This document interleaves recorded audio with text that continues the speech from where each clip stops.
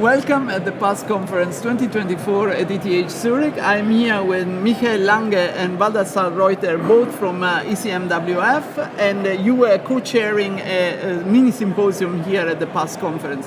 Can you tell about the mini-symposium?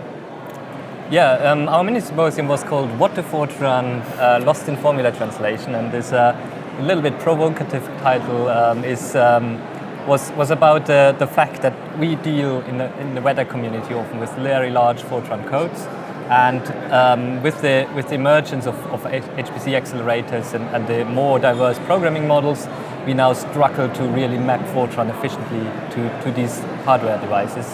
And we basically put one of our benchmark codes to all three vendors, Intel, NVIDIA and AMD, asked them, what can we do to avoid the problem that mapping Fortran to your devices is so hard, and what can we learn from you and from your compilers in achieving this more straightforward way, and then compare this with an academic approach. This is very interesting, but then after your discussion, what would be the main takeaway message? There were many. We had a variety of very, very insightful contributions across the sort of vendor spectrum as well as from academia. And the message is the message really is that we need to work very hard still, even with Fortran, to make the compilers better, to make to tailor the compiler optimizations to the code that we have, and that Fortran can actually be brought back and be one of the great science domain-specific languages, in a sense. One of the leading science domains. If you have gained momentum now, you have an interesting discussion, you met a lot of people from different disciplines, yes, also from vendors, but how would you keep the momentum that you have gained here in the coming months? What are the next steps that you would like to see happening in the coming months? So the real interesting outcome of this mini-symposium was that we have very clear action items on basically all sides of the participants, really. We learned a number of things that we can do to our codes to improve them.